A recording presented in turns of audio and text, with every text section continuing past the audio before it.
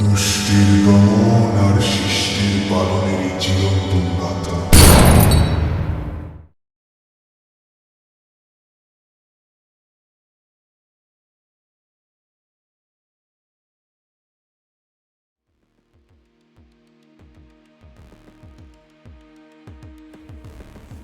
কই রে শালা, কেমন আছিস? আরে নিতাই যে, আয় আয় বস বস। এই নিতাই, এই রাজুর কি ব্যাপারটা বলতো? পরাণের খবর। রাজুরও শেষে কিনা।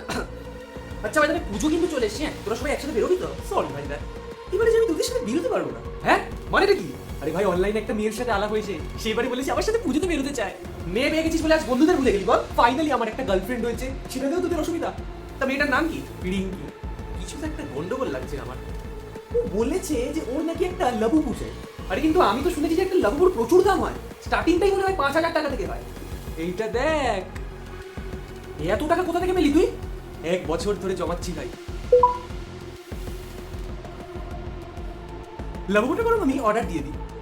Insufficient amount. আরে আবার কি হলো রে রাজু? বলছে যে আমার কাছে নাকি ইনসাফিসিয়েন্ট অ্যামাউন্ট আছে। তুই বরং আরেকবার ব্যালেন্সটা চেক কর তো। এ কি? আরে আবার কি হলো রে রাজু? আমার অ্যাকাউন্টে আর একটাও টাকা নেই। আপনাকে যদি কোনো অচেনা হোয়াটসঅ্যাপ নাম্বার থেকে কেউ কোনো ছবি হোয়াটসঅ্যাপ করে, তাহলে ভুলেও কিন্তু সেটা খুলবেন না। ছবিটাতে এমন সিস্টেম করা থাকে যে যেই আপনি ওই ছবিটি আপনার ফোনে ডাউনলোড করবেন, তখন আপনার ফোনের সমস্ত অ্যাক্সেস চলে যাবে হ্যাকারের কাছে, আর সেখান থেকে সে আপনার সমস্ত ব্যাংক ডিটেলস পেয়ে যাবে, আর তারপর সে আপনার ব্যাংক অ্যাকাউন্ট শূন্য করে দেবে। তুই শিগগিরই আননোন নাম্বারটাতে কল লাগা। ভাই, কল লাগলো না।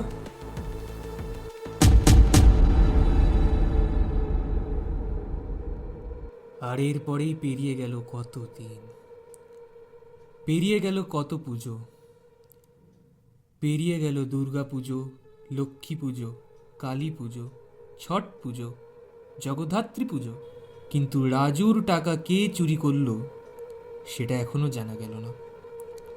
তাহলে কি হবে এরপর? রাজুর টাকা কি সারা জীবনের মতো শুধু একটি অতীত হয়ে থেকে যাবে, নাকি এই বিপদ থেকে এদের উদ্ধার করতে আসবে কেউ? বাপ রে বাপ, যা খিদে পাচ্ছে এখনো কেউ খেতেও দিচ্ছে না, আশ্চর্য। দেখি ফ্রিজে কিছু আছে নাকি।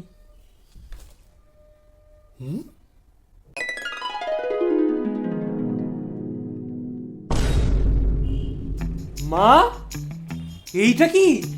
চারটে চোখ নিয়েও দেখতে পাচ্ছিস না নাকি? ওটা কি?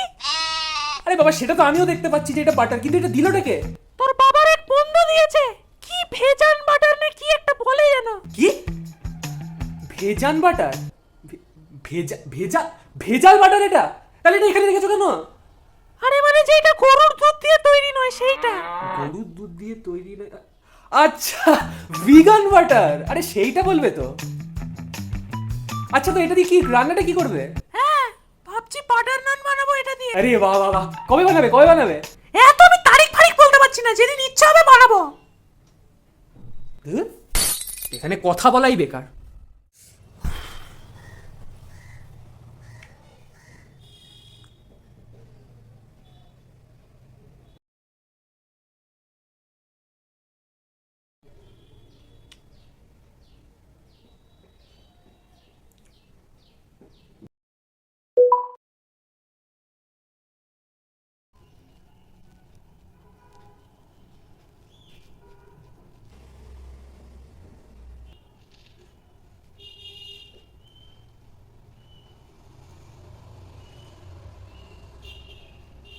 সুদর্শন ডিটেকটিভ এজেন্সি?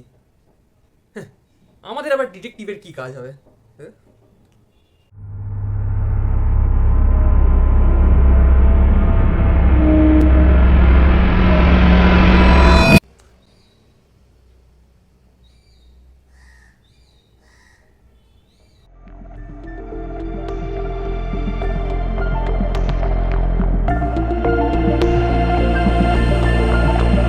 হ্যালো,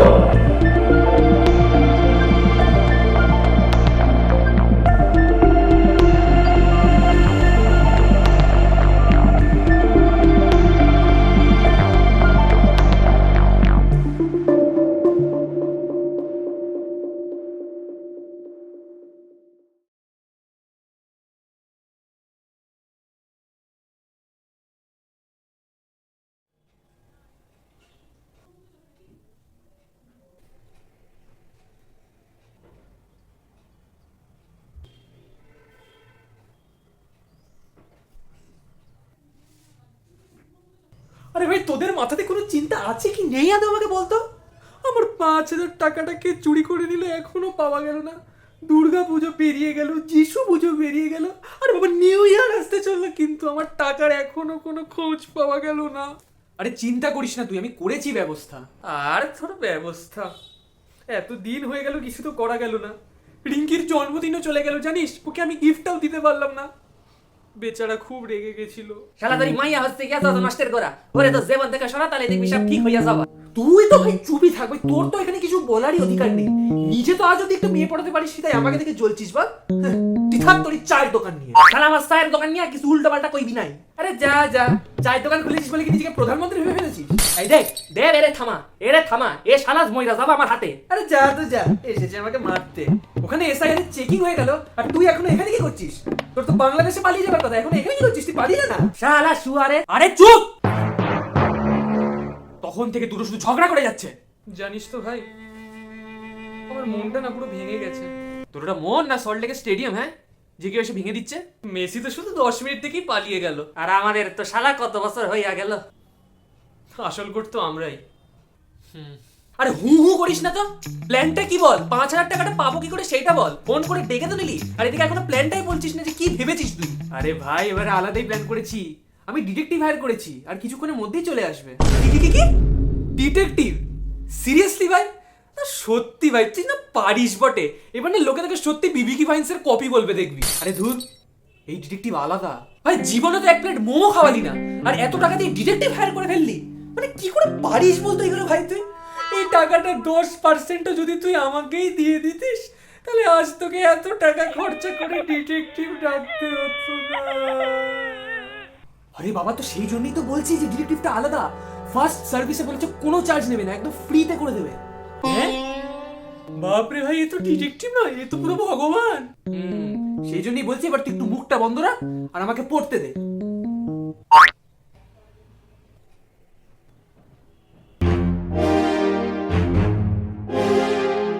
আচ্ছা, তোদের কি মনে হয় কলিযুগের শেষে সত্যি কল্কি অবতার আসবেন?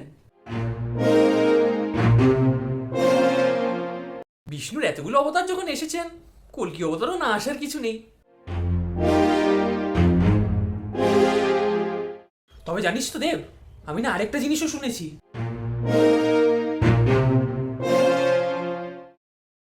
কিছু কিছু থিওরি আর গল্প তো এমনও আছে জানিস, যেটা বলে যে বিষ্ণু নাকি অলরেডি কোনো রূপ নিয়ে এই পৃথিবীতে চলে এসছে। কে বলতে পারে? আমরা হয়তো তাকে চিনতে পারছি না, কিন্তু তিনি হয়তো আমাদের সামনেই আছেন। আমি একমতই কথাটির সঙ্গে। এটা অনেকটা সায়েন্সের সিমুলেশন থিওরি বা কোয়ান্টাম এন্টাঙ্গেলমেন্টের মতো, যেখানে এটা বলা হয় যে সৃষ্টিকর্তা তার সৃষ্টির প্রত্যেকটি অ্যাটমে আছে। আমরা হয়তো তাকে খুঁজি কোনো অলৌকিক ঘটনায়, কিন্তু তিনি হয়তো আসলে আমাদের পাশের সিটেই বসে আছে। আরে শালা কি কোন আপনি? এমনকি গীতাতেও শ্রীকৃষ্ণ অর্জুনকে এমনই কিছু বলেছেন, পরিত্রাণায় সাধুনাং বিনাশায় চ দুষ্কৃতম ধর্ম সংস্থাপনার্থায় সম্ভবামি যুগে যুগে।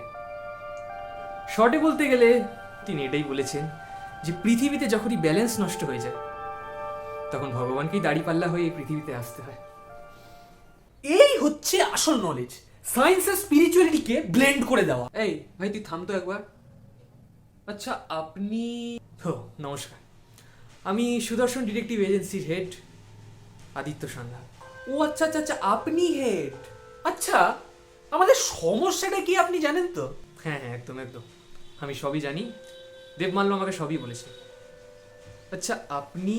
ও হ্যাঁ হ্যাঁ, নমস্কার নমস্কার, আমি দেবমাল্য। এই যে আমার প্রথম বন্ধু নিত্যানন্দ ভট্টাচার্য উর্ফে নিতাই, আর এই যে আমার দ্বিতীয় বন্ধু রাজেন্দ্র কুমার চক্রবর্তী উর্ফে রাজু। এই যে রাজেন্দ্র এখানে বসে আছে, এরই 5,000 টাকা চুরি হয়েছে, আর সেই জন্যই আপনাকে এখানে ডাকা। প্লিজ স্যার, টাকাটা পাইয়ে দিন স্যার, অনেক কষ্টে একটা গার্লফ্রেন্ড হয়েছে স্যার, এই টাকার চক্করে আমি আর হারাতে চাই না, প্লিজ স্যার কিছু একটু করুন। ধৈর্য ধরো রাজেন্দ্র, এখন তুমি যা দেখতে পাচ্ছ তা কেবল একটি মুখোশ। এই মুখোশের আড়ালে কি সত্যি লুকিয়ে আছে সেটা হয়তো তুমি এখনো বুঝতে পারোনি। একটা কথা সবসময় মনে রেখো, আমরা যা দেখতে পাই সবসময় কিন্তু তা সত্য হয় না। আবার এমন হতে পারে যে যা আমরা দেখতে পাই না সেটাই হয়তো ধ্রুব সত্য। আচ্ছা, তাহলে আপনি ইনভেস্টিগেশনটা শুরু করে দিন নাকি? আমি? না না না না, এই তো খুব ছোট কেস। আমি তো আজ শুধু ইন্ট্রোডাকশন দিতে এলাম। এই কেসে আমার দরকার পড়বে না। হ্যাঁ, এই কি বলছেন আপনি? তাহলে এই কেসটা কে সামলাবে? আমার এক অ্যাসিস্ট্যান্ট ডিটেকটিভ আছে, সে সামলাবে কেসটা।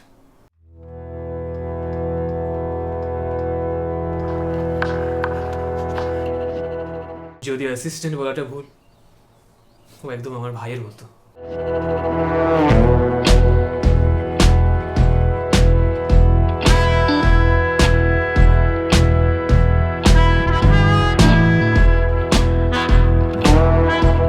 একটু ছেলে মানুষ বটে, কিন্তু কাজের প্রতি অত্যন্ত ডেডিকেটেড।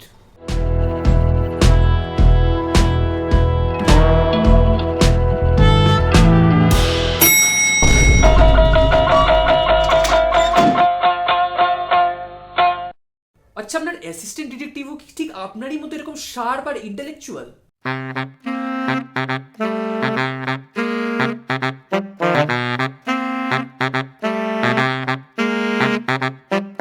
সেটা তোমরাই বিচার করো।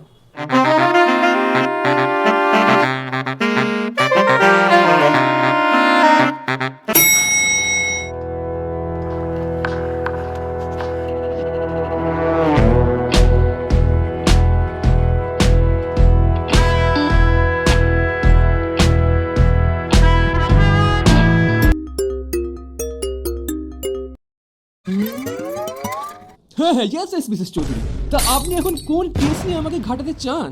আপনার হারানো বেড়ালকে নিয়ে, নাকি 4 দিন আগে আপনার বয়ফ্রেন্ড কার সাথে ওয়োতে গেছিল সেইটা নিয়ে?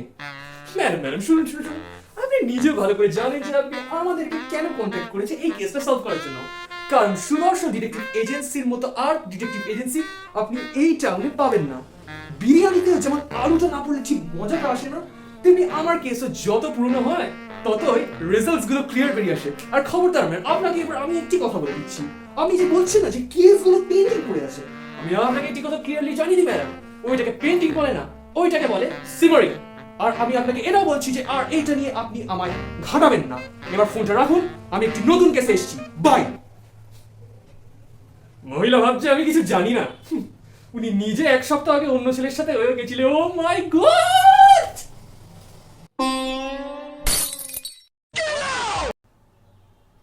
नाम क्या है जनाब? हमजा। पूरा नाम क्या है? हमजा আলী মোহাম্মদ। मकसद क्या है? আরে ভাই, এই কি করছিস? কি ধুরন্ধরের শুটিং চলছে এখানে? কি আশ্চর্য, নিজের টাকা হারিয়েছে এদিকে নিজেই ফাজলামি মেরে যাচ্ছে, আশ্চর্য তো। আর আচ্ছা, আপনি কে? ও আমি তো হচ্ছি সুদর্শন ডিটেকটিভ এজেন্সির হেড, এর assistant Balabhadra Sen, but you can call me Bhadra. উফ, কি বললাম আমি ডায়লগ। কিন্তু আপনি তো বড়ই অভদ্র। ডোন্ট জাজ আ বুক বাই ইটস কভার। আমার কথা শুনে আমার কাজকে বিচার করতে আসবেন না। ও মাই গড!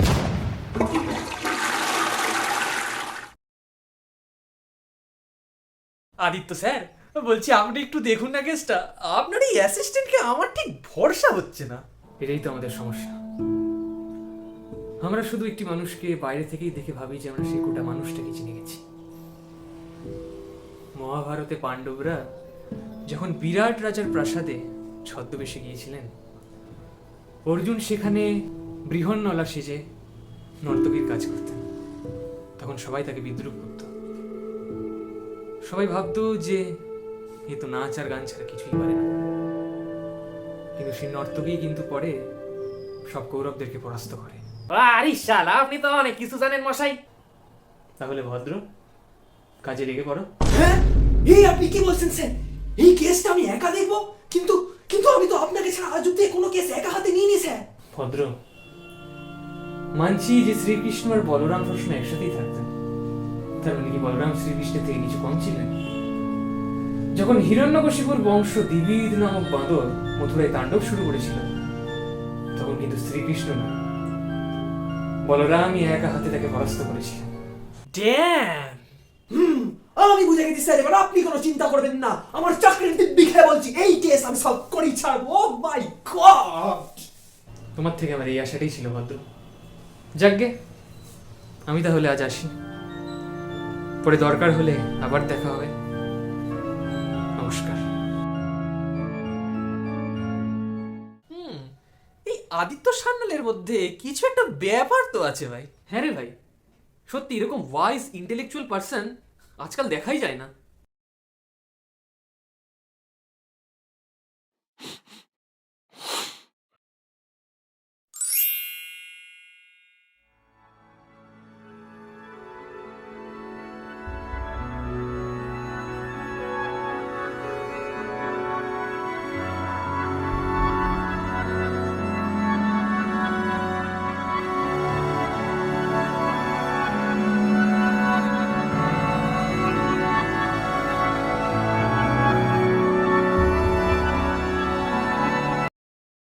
আচ্ছা ভদ্র স্যার, আমাকে একটা কথা বলুন তো, আপনি যে আমাদের এই কেসটা সামলাচ্ছেন, তা আপনি কোনো চার্জ নিলেন না কেন? ও এইটা এইটা তো আমাদের কোম্পানির পলিসি। আদিত্য স্যারই এই কোম্পানির পলিসি এটা রেখেছে। আমরা প্রথম সার্ভিসটা সবসময় ফ্রিতে করি, তারপরে আমাদের কাজ যদি কারোর ভালো লাগে, তারপর যদি কেউ আমাদের কন্ট্যাক্ট করে, তারপরেই আমরা তার কাছ থেকে ফিজ নিই। আচ্ছা ভদ্র স্যার, আমাকে একটা কথা বলুন তো, আপনার হেড মানে আপনার ওই আদিত্য স্যার এত ওয়াইজ ইন্টেলেকচুয়াল একটা পার্সন, আর সেখানে আপনি এরকম এত ক্যাজুয়াল একটা চঞ্চল মাইন্ডেড কি করে হলেন? আমাদের স্যার কম দুষ্টুমি করেছে নাকি? আস্তে আস্তে সব বুঝতে পারবে। ওরে বাপরে। আচ্ছা বলছি যে এবারে কেসটাতে ফোকাস করা যাক নাকি?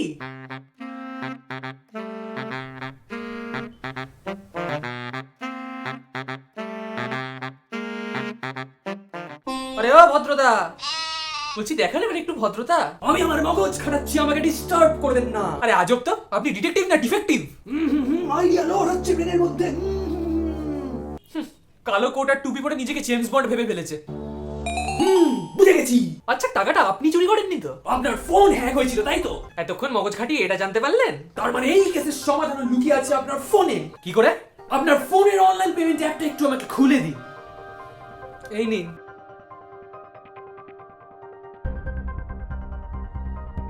আচ্ছা আপনি পেমেন্ট অ্যাপ্লিকেশন খুলতে বললেন কেন? টাকাটা অনলাইন চুরি হয়েছে, তার মানে কোন নাম্বারে টাকাটা ট্রান্সফার হয়েছে সেটাও আমরা এই অনলাইন পেমেন্ট অ্যাপে জেনে যাব। আরে হ্যাঁ তাই তো। আরে শালা তাই তো। আরে এর জন্য ডিটেকটিভ টাকা হলো? আরে এটা তো আমরাই করে দিতে পারতাম। দূর বাবা, এই আইডিয়াটা আমাদের মাথায় আগে কেন আসেনি? ও মাই গড, নামটা উঠে গেছে। আরে লাফাবেন পরে আগে নামটা বলুন। আরে হ্যাঁ হ্যাঁ নিশ্চয়ই নিশ্চয়ই। তো নামটা হচ্ছে রামবিলাস মণ্ডল। রামবিলাস মণ্ডল? এ আবার কে? দেব তুই কিছু।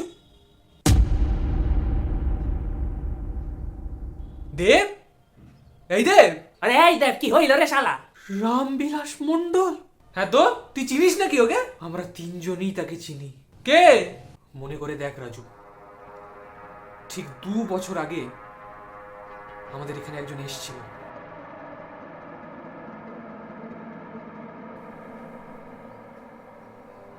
মাথায় লাল টুপি,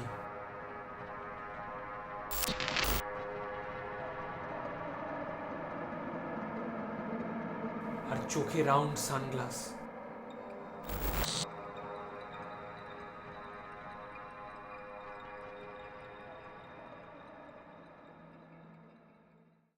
এই রামবিলাস মণ্ডল হচ্ছে সেই